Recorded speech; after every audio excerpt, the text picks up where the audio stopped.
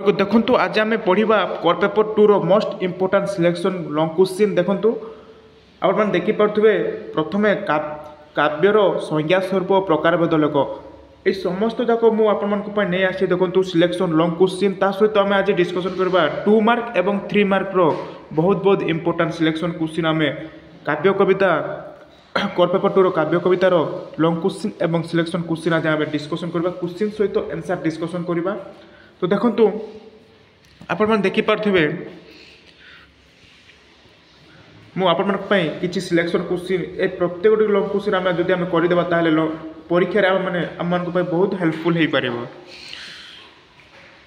तो देखो प्रथमे आम काव्यर संज्ञा एवं स्वरूप स्वरूप प्रकार भेद आम तार लॉन्ग क्वेश्चन सहित आंसर आज आम पढ़ा। तो देखो बहुत हेल्पफुल हो पार बहुत इंपोर्टेंट क्वेश्चन आंसर आप वीडियो को लास्ट तक देखो। और जो चैनल को नुआ आस चैनल को सब्सक्राइब कर जाओ जहाँफल प्रत्येक दिन आम यही सब समस्त क्वेश्चन आंसर डिस्कसन करवा प्रत्येक दिन आम जब ये क्वेश्चन आंसर डिस्कसन करवा आपण एग्जाम पे बहुत हेल्पफुल हो पार।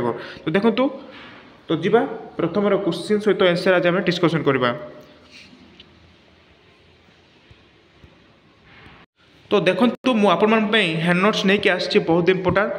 तो वीडियो को लास्ट तक देखो वीडियो को गोटे लाइक कर दिंतु। तो देखो और चैनल को नुआ चैनल को सब्सक्राइब कर दिंतु प्रत्येक दिन आम एमती सब नुआ नुआ वीडियो नहीं आसवा।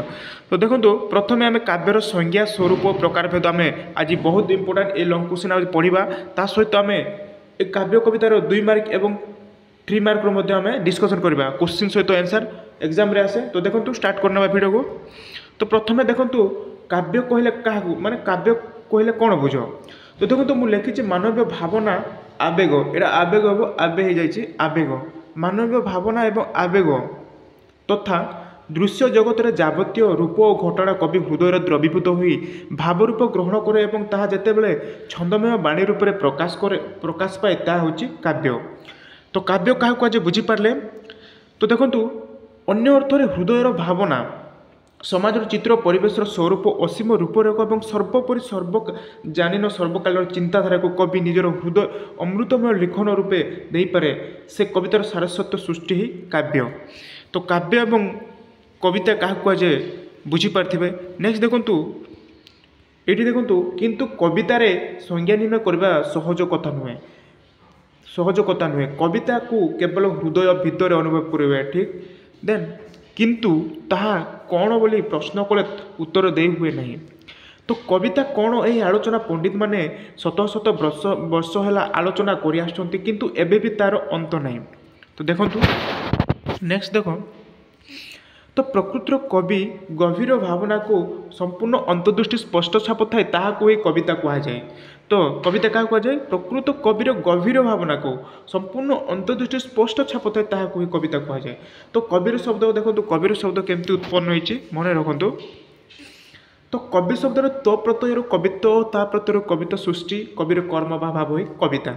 तो सर्ट क्वेश्चन आसीपे आप मन रखु। नेक्स्ट देखो तो संस्कृत काव्यर लक्षण विषय अनेक आलंकारिक अनेक मत देते केतेक शब्दालंकार धन्य केतेक अर्थालंकार धन्य एवं केतेक शब्द एवं अर्थवीर प्राधान्य भित्ति करी काव्य लक्षण मान देइछन्ति।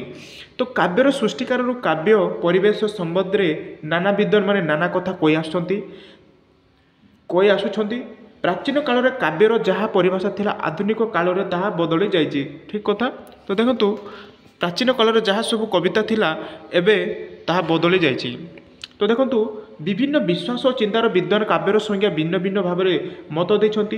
तो प्राच्य काव्य शास्त्र काव्यर संज्ञा गोटे प्रकार दि जाउथिबा बेले पाश्चात्य काव्य शास्त्र आउ गोटे प्रकार दि जाउछि।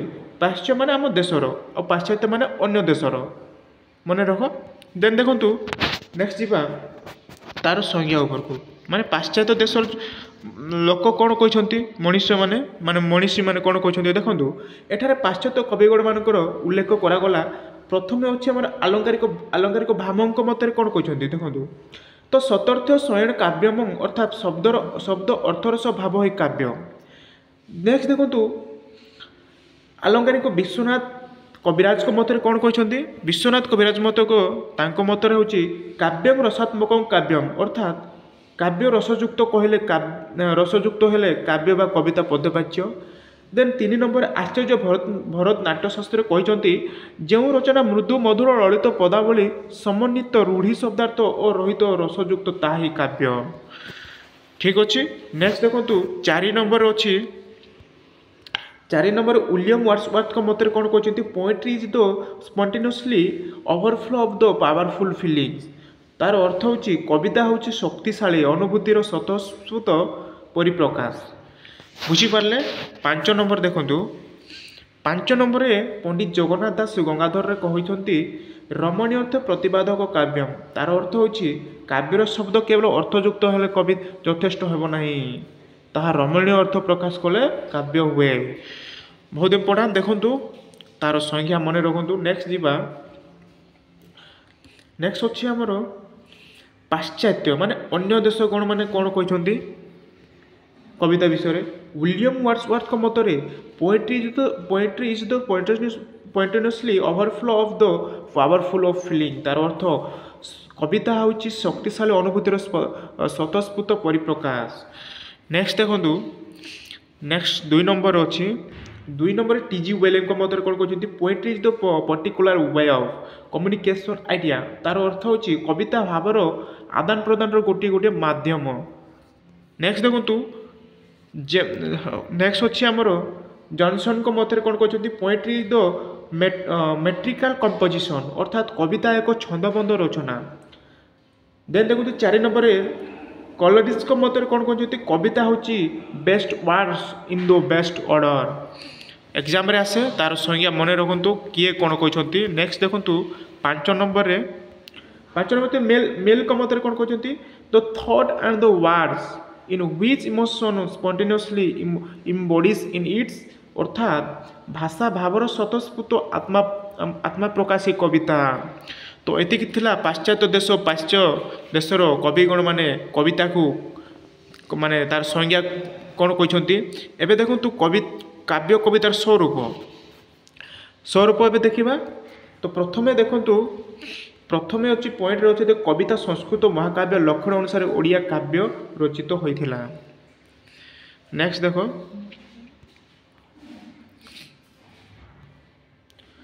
नेक्स्ट 2 नंबर अच्छी कौन कवितार नमस्क्रिय इष्ट सृष्टि साधु प्रशंसा खल निंदा वस्तु और निर्देश प्रथमे थाए।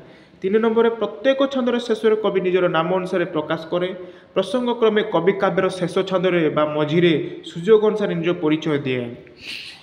नेक्स्ट देखु 4 नंबर काव्य भितर प्रत्येक छंदर शेष बेलर कवि निज इष्ट देवी को संपर्क उल्लेख कर करुणा कामना करते। 5 नंबर अच्छी काव्य विभिन्न छंदर विभक्त प्रत्येक छंदर भिन्न भिन्न और वृत्त राग रागिणी रचित होता है भिन्न शब्दांकर और अर्थरांकर उपर गुरुत्व दि जाए।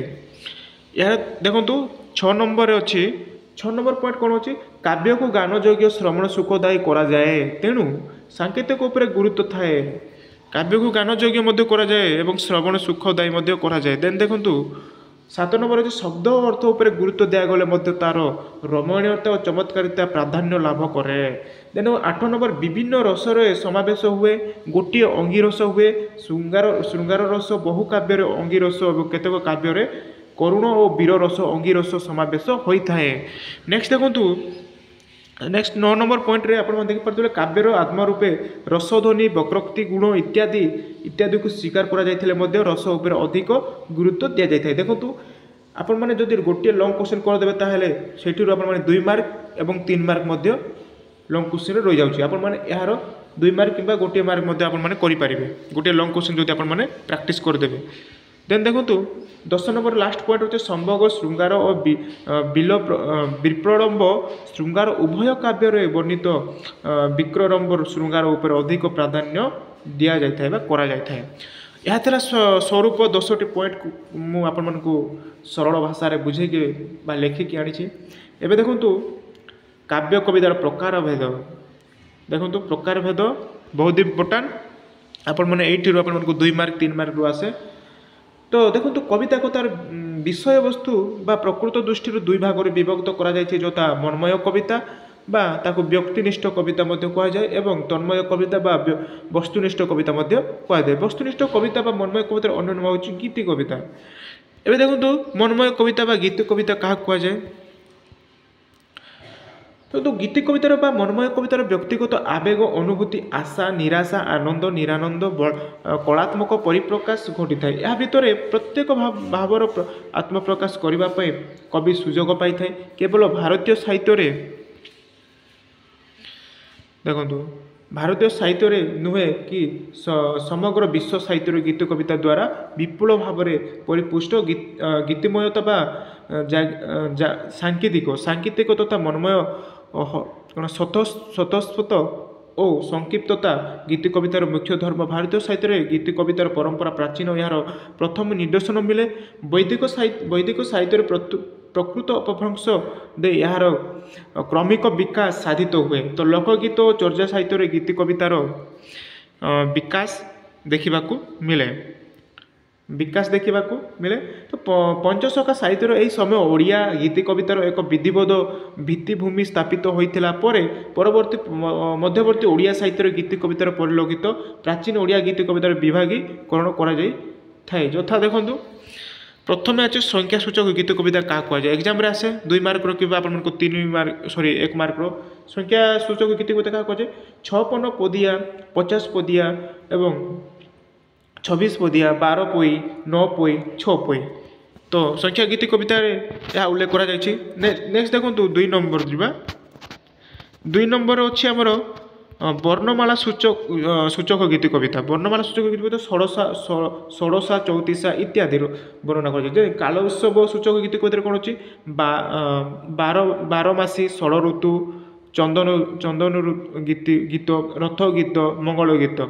ଦେଖନ୍ତୁ ଧର୍ମମୂଳକ ଗୀତି କବିତାରେ ଜଣାଣ ଭଜନ ସ୍ତୁତି ପ୍ରଭାତ ଦେଖନ୍ତୁ ଅବକ୍ଷ ମାଳଶ୍ରୀ ଇତ୍ୟାଦି।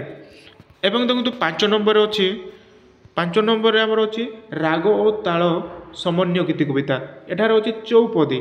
ଏବଂ ଦେଖନ୍ତୁ 6 ନମ୍ବରରେ ଆଖ୍ୟାନ ସମ୍ବଳିତ ଗୀତି କବିତାରେ ବଳି ଯଥା ଶ୍ରୀ ପଞ୍ଚମୀ ବଳି ବଜାର ବଳି ହାଟ ବଳି ଇତ୍ୟାଦି। ଏବଂ 7 ନମ୍ବର ଅଛି ସନ୍ଦେଶ ସମ୍ବଳିତ ଗୀତି କବିତାର ଅଛି କୋଇଲି ଚିଟାଇ ଇତ୍ୟାଦି। 8 ନମ୍ବରରେ ବିବିଧ ଗୀତି କବିତାର ଅଛି କାନ୍ଦଣ ଢଙ୍ଗ ଢମାଳି ଇତ୍ୟାଦି। ଆଧୁନିକ ଯୁଗର କବିତାମାନଙ୍କ ଦ୍ୱାରା ଓଡ଼ିଆ ଗୀତି କବିତା ରଚିତ ହୋଇଛି। ଆଧୁନିକ କାଳର ରଚିତ ଗୀତି କବିତାକୁ ଏହାର ବିଷୟବସ୍ତୁ ଅନୁଯାୟୀ ବିଭିନ୍ନ ଭାଗରେ ବିଭକ୍ତ କରାଯାଇଛି। ବିଷୟବସ୍ତୁ ଅନୁସାରେ କେତୋଟି ଭାଗରେ ବିଭକ୍ତ କରାଯାଇଛି? ଦେଖନ୍ତୁ ପ୍ରଥମେ ରହିଛି ଆମର ତାର ବିଷୟବସ୍ତୁ ଅନୁଯାୟୀ। ପ୍ରଥମେ ହେଉଛି ଚିନ୍ତାମୂଳକ କବିତା। ଏହା ମୁଖ୍ୟତଃ ଦର୍ଶନ ଓ ଭିତ୍ତିକ ଏଥିରେ କବି ଜୀବନ ଜଗତ ଓ ସମ୍ବନ୍ଧୀୟ ନିଜର ବ୍ୟକ୍ତିଗତ ଭାବ ଚେତନାକୁ ରୂପ ଦେଇଥାଏ। କବି ଭିତରେ ଥିବା ଉଚ୍ଚ ଦାର୍ଶନିକ ଚିନ୍ତାଧାରା ଏଥିରେ ପ୍ରକାଶିତ ହୋଇଥିବାରୁ ହୃଦୟ ବେଗର ସ୍ପର୍ଶ ଯେତେ ବେଶୀ ଅନୁଭୂତ ହୁଏ ନାହିଁ। ଏଥିରେ କବିର ଭାବନା ନିର୍ଦ୍ଦିଷ୍ଟ ସୀମା ଭିତରେ ନହରି ଅସୀମ ଜଗତରେ ବିଚରଣ କରେ। ଦେଖନ୍ତୁ ଭକ୍ତକବି ମଧୁସୂଦନଙ୍କ ବହୁ କବିତା ଏହି ଶ୍ରେଣୀରେ ସେଗୁଡ଼ିକର ମଧ୍ୟରେ ପଦ୍ମ ଜୀବନ ଚିନ୍ତା ଋଷି ପ୍ରାଣୀ ଆଦି ଇତ୍ୟାଦି। ତ ଦେଖନ୍ତୁ ଆମେ ବର୍ତ୍ତମାନ ଯିବା ଭକ୍ତିମୂଳକ କବିତା। ଏକ୍ଜାମ୍ରେ ଆସେ 2 ମାର୍କର। ଦେଖନ୍ତୁ ଏଇଟା ଆପଣମାନେ ପ୍ରାକ୍ଟିସ୍ କରନ୍ତୁ 2 ମାର୍କ କିମ୍ବା ଆପଣମାନଙ୍କୁ ଗୋଟେ ଲଙ୍ଗ କ୍ୱେଶ୍ଚିନ୍ ଆପଣମାନେ ଲେଖିଲେ ଆପଣମାନେ 2 ମାର୍କ ମଧ୍ୟ ଆପଣମାନେ ଲେଖିପାରିବେ। 2 ନମ୍ବର ଅଛି ଭକ୍ତିମୂଳକ କବିତା କାହାକୁ କୁହାଯାଏ? ଦେଖନ୍ତୁ ଧର୍ମ ଭଗବାନ ଭକ୍ତିକୁ ଆଧାର କରି ରଚିତ ହୋଇଥିବା ଗୀତି କବିତା ହେଉଛି ଭକ୍ତିମୂଳକ କବିତା। ପ୍ରାଚୀନ ଜଣାଣ ଭଜନ ଗୁଡ଼ିକ ଏହି ଶ୍ରେଣୀରେ ରଚନା କରାଯାଇଛି। ଉଦାହରଣ ନେଲେ ଶାଲବେଗଙ୍କର ଆହେ ନୀଳ ଶୈଳ, ମଧୁସୂଦନ ଦାସଙ୍କର ହେ ଆନନ୍ଦମୟ, ରାମକୃଷ୍ଣଙ୍କର ଆହେ ଦୟମ ବିଶ୍ୱ ବିହାରୀ। ଏହା ଥିଲା ଆମର ଭକ୍ତିମୂଳକ ଗୀତ କବିତା। ଦେଖନ୍ତୁ 3 ନମ୍ବର ଅଛି ଦେଶମୂଳକ ଗୀତ କବିତା।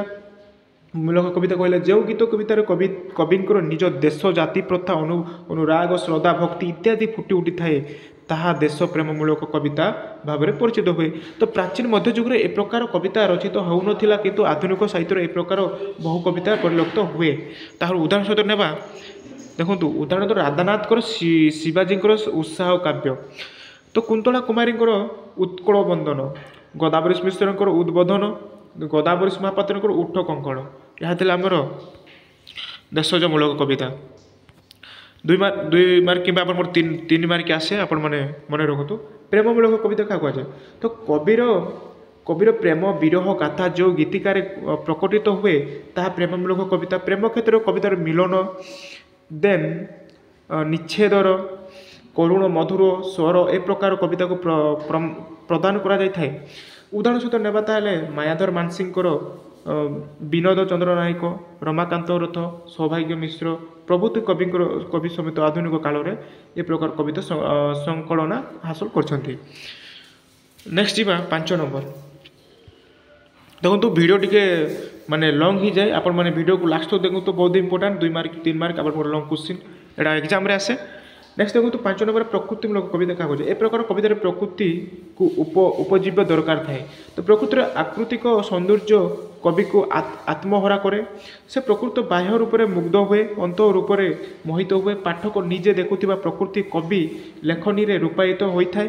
से प्रकृति मध्य किसी पार्थक्य परिचय पाइले ता हुए सार्थक प्रकृत विषय कविता।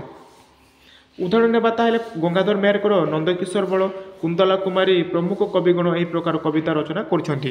नेक्स्ट बात शक कविता मूलक क्या कहुए। कौन से आत्मीय भक्ति देशर विशिष्ट कवि जननायक देशवासी आदर्शनीय व्यक्ति और प्रकृति को वियोग ए प्रकार कविता रचित हुए। मृत व्यक्तिर गुणावली एथिरे वर्णित होता है। मृत व्यक्ति और कविंकर मध्य आत्मीय जेते निबिड़ होता है ए प्रकार कविता सेते रसघन होता है। एवं देखो उदाहरण नेबा तो भक्त कवि मधुसूदन दास को महादेवी विक्टोरिया एवं सकलहरी एवं मानसिंहकर बापूजी इत्यादि थिला। एवं तो 7 नंबर लघु बैठक कविता क्या कहे। बहुत इंपोर्टेंट लघु बैठक कविता क्या कह जाए।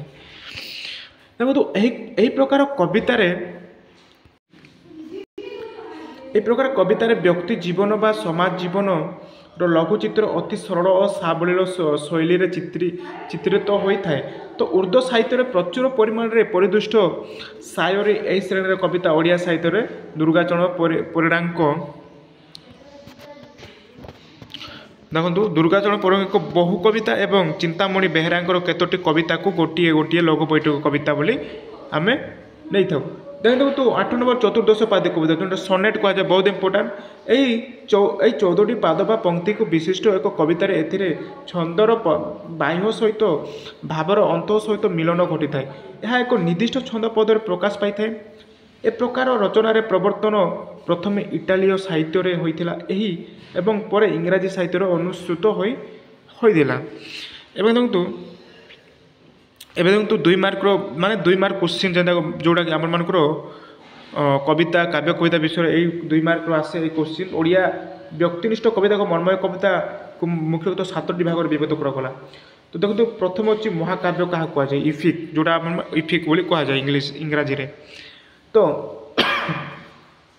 कवितार कलेबर क्षुद्र किंतु महाकाव्य विपुलाय पदवाच्य ना पाश्चात्य उभय साहित्य महाकाव्य एक महान साहित्य कृति प्राच्य महाकाव्य पाश्चात्य साहित्य इफिक नाम परिचित।